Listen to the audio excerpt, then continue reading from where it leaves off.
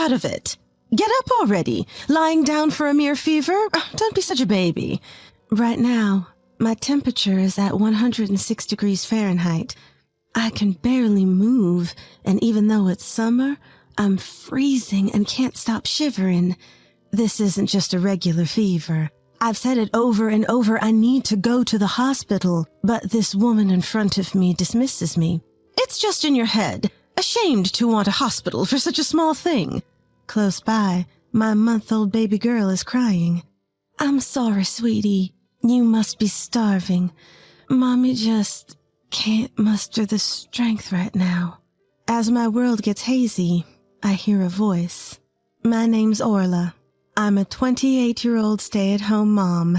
From rural Texas, I was drawn to the city lights and ended up in Boston for college. Initially, some people teased me for my southern drawl, but others found it endearing. I was fortunate to make many friends here. Now my southern accent is almost gone, and people are often surprised to find out where I originally come from. After graduating, I got a job at a local firm in Boston as a receptionist. That's where I bumped into Robert, who worked for a client. He eventually became my husband. Robert's job at an international company often takes him overseas. We didn't get to see each other much, but after dating for 3 years, he popped the question one Christmas. Our wedding was a joyful occasion with college friends, colleagues, and family. Everyone was there celebrating our love. With tears streaming down, my mom held me close. You deserve all the happiness, she said. Life felt perfect. Until I moved in with that she-devil. Robert grew up as an only child, living with his folks. They were genuinely warm and welcoming when we first met, making me believe they were genuinely kind-hearted. The age gap between Robert's parents is more than a decade. His mom had him when she was just a teenager. She's nearing her 50s now, but looks so youthful. It's so lovely to have Orla with us, right, honey? She'd often chime in. Absolutely. If you ever face any trouble, just let us know, they'd assure. I'm so glad they're understanding. I've heard about those classic mother-in-law versus father-in-law tales, but with this mother-in-law, I think I'll be okay. I felt at ease. The first time something felt off was right after we got married. During a work break, I received a call from my mother-in-law. Picking it up, I heard, So, when is Orla moving over? Excuse me? I mean, aren't the two of you staying in the room you originally lived in? It's pretty cramped. Like a dog's kennel, isn't it? I just thought maybe you'd be moving here. Her voice was cheerful, as always, but I definitely sensed malice in her words. Robert had moved into my place after our marriage because our workplaces were nearby and I was attached to that space. Did she just call my house a dog's kennel? I'll discuss it with Robert, I said before hanging up. That night, I told Robert about the call. He felt the same way I did and immediately called mother-in-law. Hey, Mom. I talked to Orla, and we're not planning on living with you. Yep. Bye.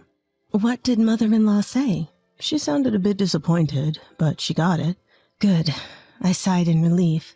Late that night, I got a single message from mother-in-law saying, That's too bad. I apologized the next morning, but there was no reply. Time passed, and I discovered I was pregnant.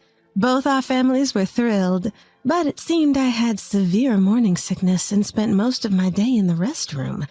I ran out of paid leave and had to quit my job feeling guilty. After a while, although I still felt some nausea, I could manage some household chores. I always looked forward to the prenatal checkups, watching our little one grow.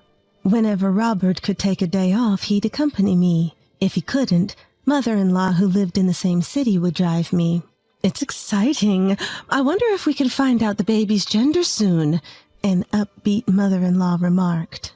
Actually, the doctor mentioned we might know today, but as long as the baby is healthy, I tried to reply when she interjected. It's definitely a boy. We need an heir. I could only respond with a nervous laugh. At a subsequent checkup, we learned our baby was a girl. I hesitated, but informed mother-in-law. She paused for a moment, but said, No matter the gender, it's still my grandchild, relieving my anxiety. When I told Robert, he was overjoyed. He sent tons of photos of cute clothes and toys, even during work hours. I can't wait to meet you. Please be born healthy, I hoped every day. As the pregnancy progressed into the later stages, the baby's movements became more pronounced. Starting my mornings with a hello and ending my nights with a good night, I constantly chatted with my baby. Feeling those little kicks was absolutely heartwarming. One day amidst this routine, I found myself wondering, when was the last time I felt the baby move today?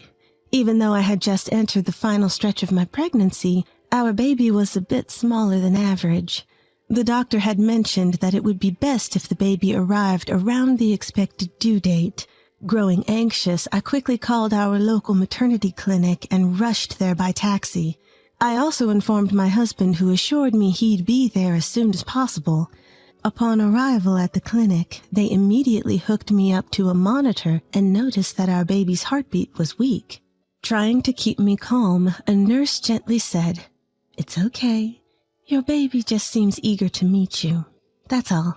After a short consultation among the doctors, it was decided that an emergency C-section was necessary. By that time, my husband had already arrived, had been briefed, and was filling out the necessary paperwork.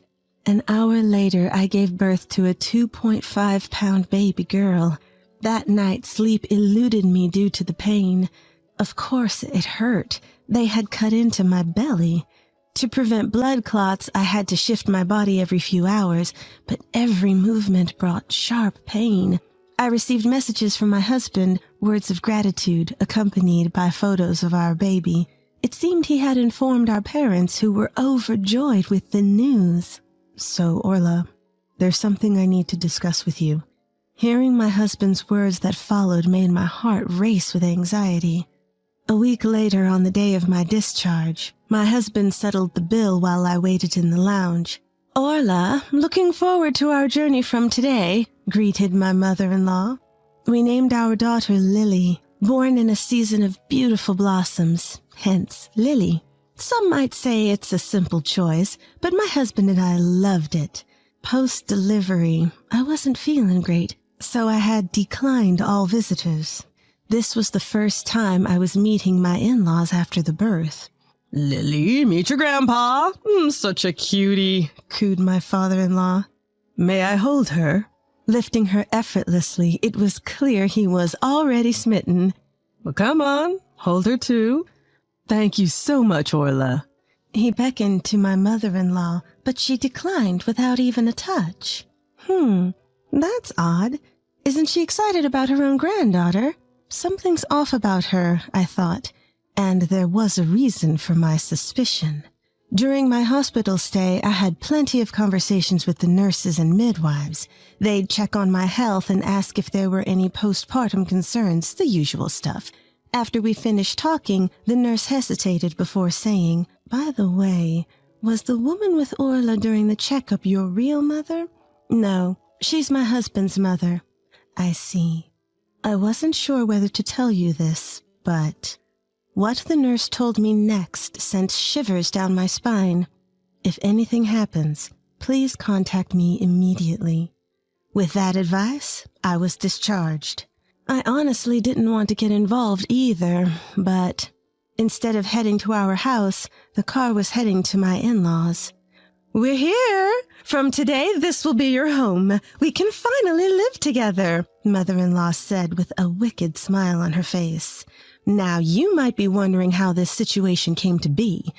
It all starts with why I didn't go back to my parents' home to give birth. It's not that I didn't want to. I simply couldn't. My parents married late in life and had difficulty conceiving. I was born when they were in their 40s, their only child. To add to that, my grandmother with whom we lived is elderly, and her dementia has been progressing. My parents are fully occupied taking care of her, so they're not in a position to take me in. Knowing all this, I had no intentions of going back home to give birth. Some of my friends chose to raise their kids at their own pace without returning to their parents. I felt that approach suited me better. My husband applied for parental leave, but due to staff shortages at his job, it seemed unlikely. However, after I gave birth, I wasn't feeling well. Worried, my husband consulted his parents, and it was decided we'd live with them for a while. I had reservations, but once we started living together, things went smoothly. My husband came home early to help, and my in-laws were very supportive. Mother-in-law even took care of most of the household chores, allowing me to focus on taking care of Lily. I even thought maybe we should have moved in earlier. Especially father-in-law. He was a pro at changing diapers, preparing formula, and giving baths. Father-in-law, you're amazing. I can't thank you enough. However, every time I praised him, mother-in-law seemed displeased. As the 1-month mark approached, I began to recover, and although I still felt tired, I started helping out with household chores. Around that time, my husband had to go on a business trip abroad. This time, he'd be away for about a month. If anything happens, let me know immediately. I'll come flying back. It's okay. Father-in-law and the rest are here. And with that, my husband set off for foreign lands. While my husband was away, I felt uneasy, but my in-laws insisted that I should treat their home as mine and ask for anything I needed. And true to their word, they were genuinely helpful. However, my mother-in-law did help with household chores, but she seemed disinterested in my daughter, hardly interacting with her at all. But at least the father-in-law is here, so it should be okay, right? Just as I thought that, something unexpected happened. I'll be going now. Turns out father-in-law's mother wasn't feeling well. To take care of her, father-in-law had to leave for about a week. Mother-in-law apparently doesn't get along with father-in-law's parents and hasn't met them in a long time. Even during events like New Year's, only father-in-law and his dad would go. By this time, my husband was also only a week away from returning from his business trip. I thought, it's just a week. It should be all right. But my memories of the next few days are a blur. From the next day, mother-in-law's true colors shone. How long are you going to sleep? Get up now. Woken up by her sudden shout, I opened my eyes to see mother-in-law towering over me with an intimidating look. What? Lazing around in someone else's house. There's so much to do. I wanted to boss you around, but couldn't with your husband here. It was so stressful. Her sudden change was shocking. It was as if she was a completely different person. Feeling threatened, I reached out for my phone, but in an unexpected move, mother-in-law swiftly grabbed it from me. "This is why you're going downhill," she remarked, smashing my phone on the ground. "What are you doing?" I picked it up immediately, but the screen was shattered, and it was unresponsive. "You're always on this, neglecting your parenting duties. You're a failure as a mother." While mother-in-law said that, it wasn't true. Sure, I used my phone when my daughter was asleep, whether sending cute photos of our daughter to my husband on his business trip or looking up parenting tips about things like the right amount of milk or when babies typically develop neck control. But faced with the aggressive mother-in-law, all I could muster was, "I'm sorry." The following days were a nightmare. Mother-in-law stopped doing any chores and worked me to the bone all day long. Even while taking care of my daughter, I had no time to rest. My chest, it hurts again. I had been feeling this pain for some time. There was a lump when I touched it, and it felt hot. I couldn't discuss it with father-in-law, and mother-in-law brushed off my concerns multiple times, saying, "It's all in your head. You're just overthinking." "Mother-in-law, my chest really hurts. Can you take me to the hospital?" "You again with this? Running to the hospital for something minor? Are you out of your mind?" "But I feel feverish. Can I at least lie down?" "Pretending to be sick. Have some shame." Not allowed to rest, I juggled housework and childcare while feeling dizzy. When I took a moment to check my temperature, the thermometer read 102 degrees Fahrenheit. I had no way to call for help. Mother-in-law watched my every move, and I couldn't even step outside. At this rate, I would collapse. Both mentally and physically, I was at my limit. The next morning, my temperature shot up to 106 degrees Fahrenheit. "Mother-in-law, I have a fever of 106 degrees Fahrenheit. Can you please take care of Lily?" "What?" No way. I don't even want to touch a child like that. What's with that C-section anyway? Can't you have a child normally? I couldn't believe my ears. She really doesn't think of my daughter as her grandchild. Get up now. What's this fuss over a mere fever? Stop being so needy. Lily was crying, perhaps out of hunger. Mother-in-law continued to berate me, ignoring my daughter's distress. Then it happened. What the hell are you doing? This is outrageous. I heard a man's angry voice. Mother-in-law looked panicked, saying, What? Why are you here? Hearing that voice, whether from relief or exhaustion, I passed out. When I woke up, I found myself in a hospital bed. Orla? Oh, thank goodness. I'm so sorry. I'm truly sorry. My husband was there, tears streaming down his face as he looked at me.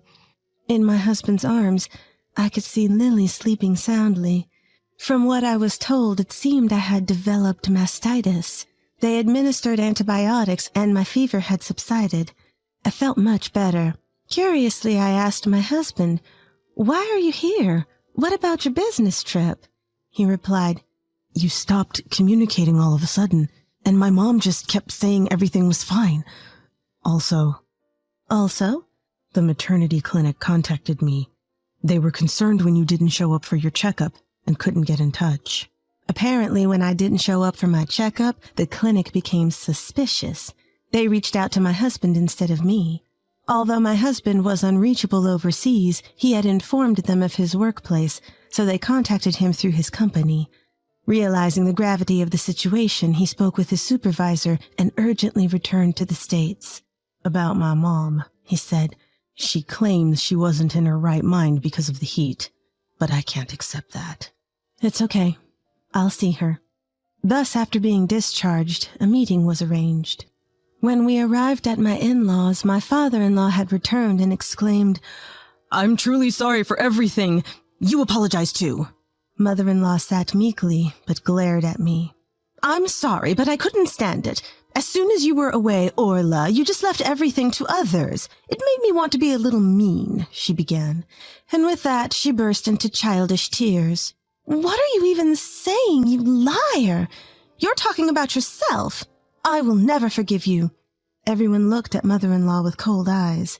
Perhaps realizing her ridiculousness, she looked up. Are we done with the theatrics?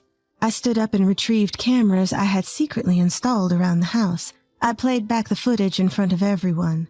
Of course, the video showed mother-in-law berating me and treating me like a servant. The cruel words she spoke to my daughter were also clearly captured.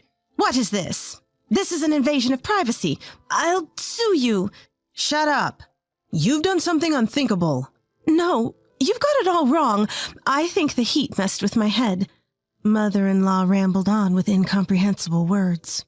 Has mother-in-law's mind always been like this? You barely took care of your own children, yet you have the audacity to criticize my parenting? The truth is, before father-in-law left the house, he had confided something to me. Mother-in-law, having had a child at a young age, still had a strong desire to enjoy her youth. She would neglect Robert, leaving most of the child care to father-in-law and his parents. No wonder father-in-law was so good at parenting. That's why father-in-law's parents had such a strong dislike for mother-in-law. Though divorce crossed his mind, he felt responsible for putting such a young mother-in-law into the role of a mother and couldn't bring himself to take that step. By the time Robert was old enough to understand things, mother-in-law began to show a little more care, so father-in-law felt relieved. However, he had noticed mother-in-law's lack of interest in their son. Suspecting the worst, and after consulting with me, he set up a camera before leaving. The agreement was that if anything suspicious occurred, he would be informed immediately, but he never expected to lose contact on the very first day. When mother-in-law realized father-in-law was involved, her earlier bravado vanished. Her face turned pale. I later learned he had told her that if she messed up again, he'd consider divorce. You don't really care for Lily either, do you? When I asked that, she stuttered. No, that's not true. She's my precious granddaughter. Liar! Deciding to spill the beans, I told her about what I had learned from the nurse at the maternity clinic. From the time Lily's gender was confirmed, mother-in-law had been calling the clinic repeatedly. Her requests were outrageous, asking things like, "Is there any chance we could still have a boy?" Apparently, they didn't tell me to avoid causing me stress. Eventually, the head doctor took charge and the calls stopped. Hearing this, I felt nothing but disdain and wondered how she could treat human life so lightly. Both my husband and father-in-law felt the same. Get out! Leave, now! But girls, they're just so hard-headed and defiant, just like Orla. Boys are easier. They listen when asked a little thing, she rambled on incoherently. Robert, you're on my side, right? Suddenly, Robert, who had been silent until now, stood up. He grabbed his mother's arm and, without hesitation, dragged her out the door. Allies? Are you serious? After what you've done to my precious Orla? And Lily, I don't even see you as my mother anymore. Stay out of our lives. His mother looked shocked. She turned to me, pleading, Orla, I'm sorry. I apologize. Please convince him and Lily for me. But my mind was made up. I never want to see your face again.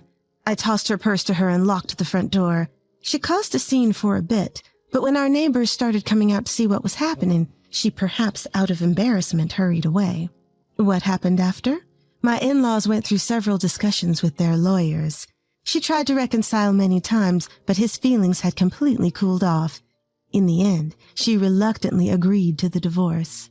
Thanks to the property settlement from him, she won't struggle financially for a while, but she's still in her late 40s.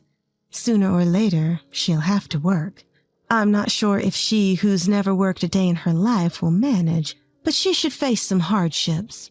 As for us, Robert's company opened a new branch in Texas, and he had been wanting to transfer there. We decided to move. Our new home is just an hour's drive from my parents' place. Every weekend they'd visit, completely smitten with their granddaughter. Little Lily, who was born tiny, has grown so much she's off the growth charts. My father-in-law sold his house and started living alone. He's always been good at housework, so he's living comfortably. We video call often, and he always shows up for his granddaughter's special events. After everything, I've decided to cherish my family more than ever.